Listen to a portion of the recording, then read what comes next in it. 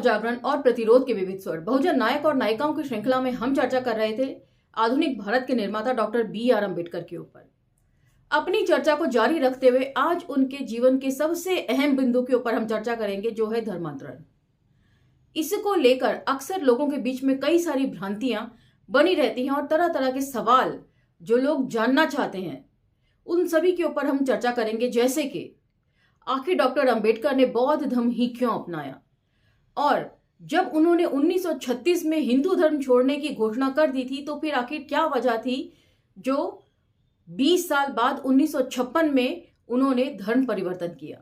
इन सभी चीजों के ऊपर हम चर्चा करेंगे, इसीलिए एपिसोड में अंत तक हमारे साथ बने रहिएगा। तो चलिए चर्चा को जारी रखते हैं। जय भीम, मैं शालिनी और आप देख रहे हैं अम्बेडकर नामा। आधुनिक भारत के निर्माता बाबा साहब डॉक्टर भीमराव अंबेडकर, भाग 3। डॉक्टर अंबेडकर ने बौद्ध धर्म क्यों अपनाया?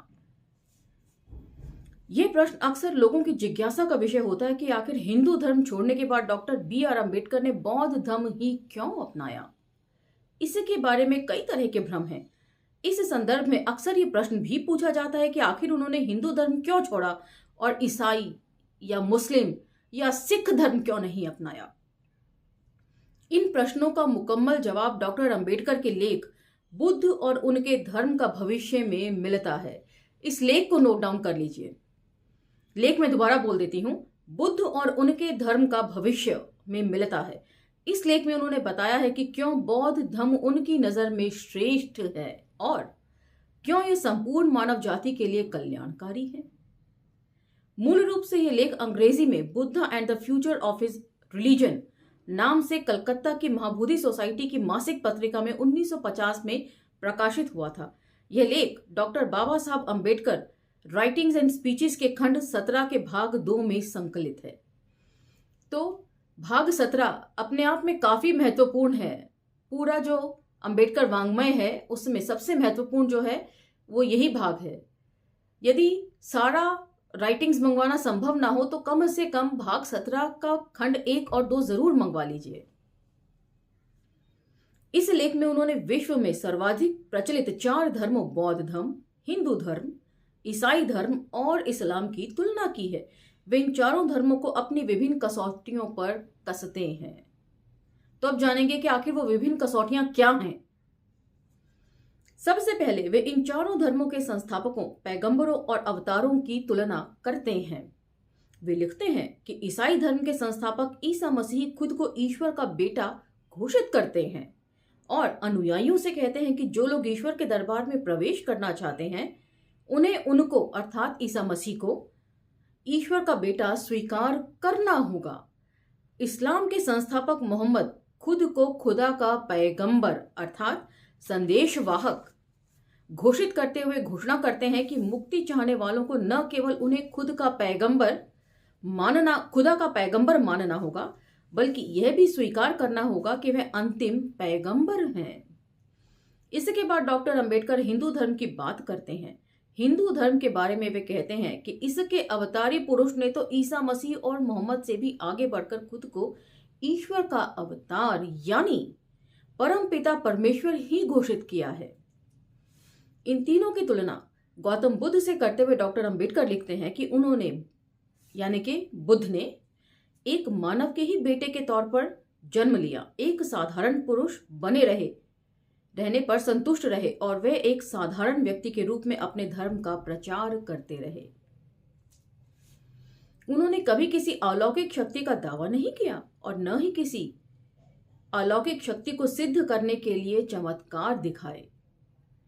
बुद्ध ने मार्गदाता और मुक्तिदाता में भेद स्पष्ट किया। तो मार्गदाता जो होता है वो एक टीचर की तरह आपको रास्ता दिखाता है, आप उसे फॉलो करते हैं तो आप के ऊपर ये डिपेंड करता है कि आप किस हद तक उसे फॉलो करते हैं सक्सेस पाने के लिए।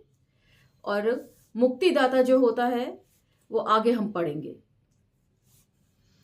ईसा पैगंबर मोहम्मद और कृष्ण ने अपने को मोक्षदाता होने का दावा किया, जबकि बुद्ध केवल मार्गदाता होने पर ही संतुष्ट थे। डॉक्टर अंबेडकर ऐसा कोई भी धर्म स्वीकार करने के लिए तैयार नहीं थे जिसमें ईश्वर या ईश्वर के बेटे पैगंबर या खुद ईश्वर के अवतार के लिए कोई जगह हो। उनके गौतम बुद्ध एक मानव हैं और बौद्ध धर्म एक मानव धर्म जिसमें ईश्वर के लिए कोई जगह नहीं है। इन चारों धर्मों की तुलना डॉक्टर अंबेडकर ईश्वरीय वाणी के संदर्भ में करते हैं। वे लिखते हैं कि इन चार धर्म प्रवर्तकों के बीच एक और भेद भी है और ये सबसे अहम भेद है। इसलिए ध्यान से सुनिए। ईसा और मोहम्मद दोनों ने दावा किया कि उनकी शिक्षा ईश्वर या अल्लाह की वाणी है और ईश्वर वाणी होने के कारण इसमें कोई त्रुटि अर्थात गलती हो ही नहीं सकती और यह संदेह से परे है। कृष्ण अपनी स्वयं की ही धारण की हुई उपाधि के अनुसार विराट रूप परमेश्वर थे और उनकी शिक्षा चूंकि परमेश्वर के मुंह से निकली हुई ईश्वर वाणी थी, इसीलिए इसमें किसी प्रकार की कोई गलती होने का प्रश्न ही नहीं उठता। इन तीनों की तुलना बुद्ध से करते हुए अंबेडकर लिखते हैं कि बुद्ध ने अपनी शिक्षा में इस तरह के अंतिम सत्य होने का दावा नहीं किया। महापरिनिर्वाण सूत्र में उन्होंने आनंद को बताया कि उनका धर्म तर्क और अनुभव पर आधारित है। बुद्ध ने यह भी कहा कि उनके अनुयायियों को उनकी शिक्षा को केवल इसीलिए सही और जरूरी नहीं मान लेना चाहिए कि यह उनकी अर्थात बुद्ध की दी हुई है। यदि किसी विशेष समय और विशेष स्थिति में इस शिक्षा में से कोई बात सटीक न मालूम होती हो तो उसमें उनके अनुयायी सुधार कर सकते हैं और कुछ चीजों का त्याग कर सकते हैं। तो ये सबसे बड़ा भेद है कि समयानुसार चीजों में परिवर्तन लाने के लिए बुद्ध कहते हैं, अपने शब्दों को वे अंतिम शब्द नहीं बोलते। वे जानते थे कि संसार जो है वो हमेशा परिवर्तनशील रहता है, हमेशा बदलता रहता है। परंपराएं बदलती हैं, सभ्यताएं बदलती हैं, मान्यताएं बदलती हैं समयानुसार। इसीलिए समय समय पर जो चीजें रेलिवेंट न रह गई हों उन्हें त्याग देना ही बेहतर होता है।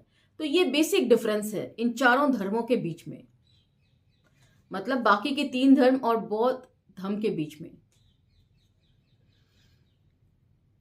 अंबेडकर लिखते हैं कि वे अर्थात बुद्ध चाहते थे कि उनके धर्म पर भूतकाल के मुर्दा बोझ न लादे जाएं, उनका धर्म सदाबहार रहे और सभी वक्त के लिए उपयोगी भी हो।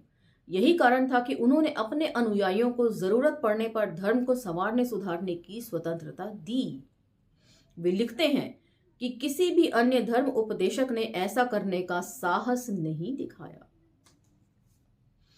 Buddha and future of his religion शीर्षक के अपने इसी लेख में डॉक्टर अंबेडकर का कहना है कि धर्म को विज्ञान और तर्क की कसौटी पर खरा उतरना चाहिए।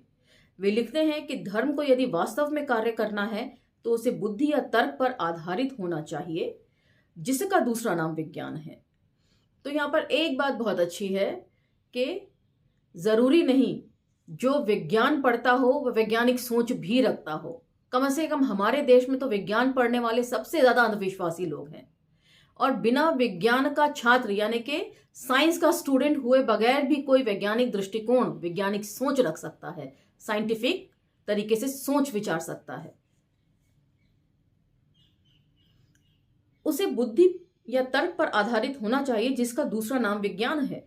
फिर वे धर्म को स्वतंत्रता, समानता और भाईचारे की कसौटी पर कसते हुए लिखते हैं कि किसी धर्म के लिए इतना पर्याप्त नहीं कि उसमें नैतिकता हो।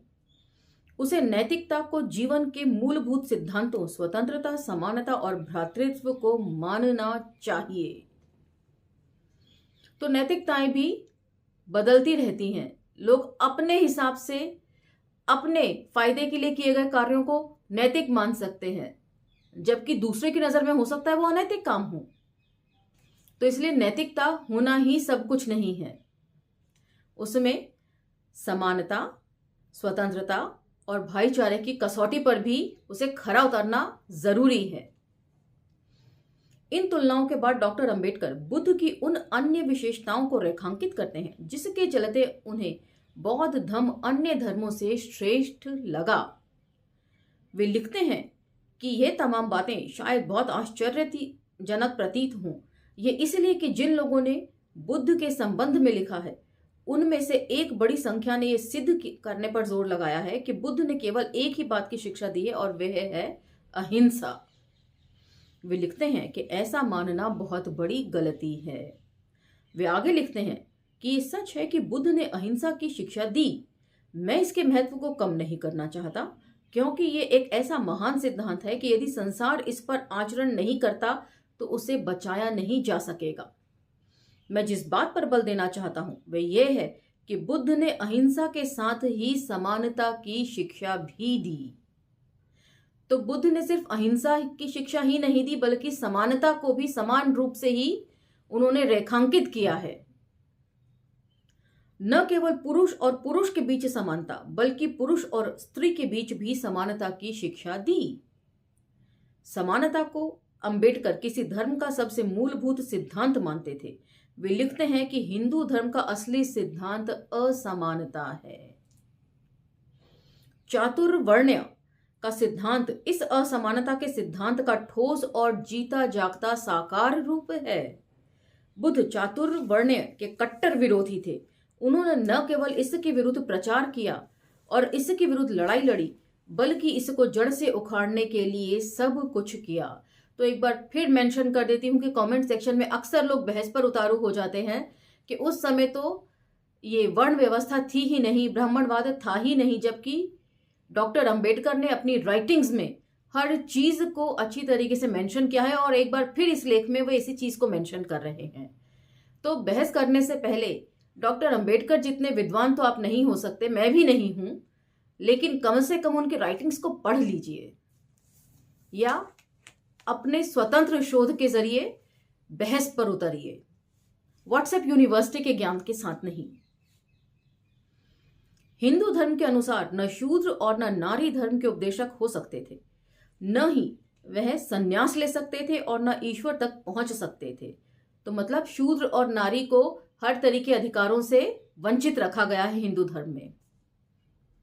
दूसरी ओर बुद्ध ने शूद्रों को भिक्षु संघ में प्रविष्ट किया। उन्होंने नारी के भिक्षुणी बनने के अधिकार को स्वीकार किया। Buddha and the future of his religion का यहां पर रेफरेंस है। अंबेडकर ने हिंदू धर्म छोड़ने की घोषणा 1936 में ही अपने भाषण जाति भेद का उच्छेद यानी कि एनिलिएशन ऑफ कास्ट में दी थी, लेकिन उन्होंने धर्म परिवर्तन 1956 में जाकर किया। मतलब 20 साल का इतना लंबा अंतराल, आखिर उन्होंने इतना लंबा समय क्यों लिया, उसकी वजह अब सुनिए। इस बीच उन्होंने सभी धर्मों का अध्ययन किया और फिर अपने हिसाब से श्रेष्ठ धर्म का चयन किया। अच्छे और कल्याणकारी धर्म की उनकी खोज उन्हें बौद्ध धर्म तक ले गई। इसलिए उन्होंने अपने अनुयायियों के साथ बौद्ध धर्म ग्रहण किया। तो यहां पर आज का ये एपिसोड समाप्त होता है और अगले एपिसोड में हम चर्चा करेंगे डॉक्टर अंबेडकर की अंतिम यात्रा के ऊपर। तो तब तक इंतजार कीजिए और अंबेडकर नामा को लाइक, शेयर, सब्सक्राइब करने के साथ साथ कमेंट सेक्शन में हमें ज़रूर बताइएगा कि आपको इस बाबत और क्या जानकारी चाहिए। यदि और जानकारी चाहिए तो अंबेडकर नामा की प्लेलिस्ट में जाकर रतन जी द्वारा बनाए गए धर्मांतरण के ऊपर ढेरों एपिसोड हैं, आप उन्हें सुन सकते हैं। और आप में से किसी ने कमेंट किया था कि क्या प्लेलिस्ट में किस तरीके से हम ढूंढ सकते हैं। तो प्लेलिस्ट जब आप ऑन करेंगे तो उसमें अलग अलग सेगमेंट्स बने हुए हैं। अपनी ज़रूरत के हिसाब से आप सेगमेंट चुनकर उस पर क्लिक कीजिए और बहुत सारे वीडियो सेगमेंट में खुल जाएंगे। तो इसी के साथ मुझे आगे दीजिए, मिलते हैं अगले एपिसोड में। धन्यवाद।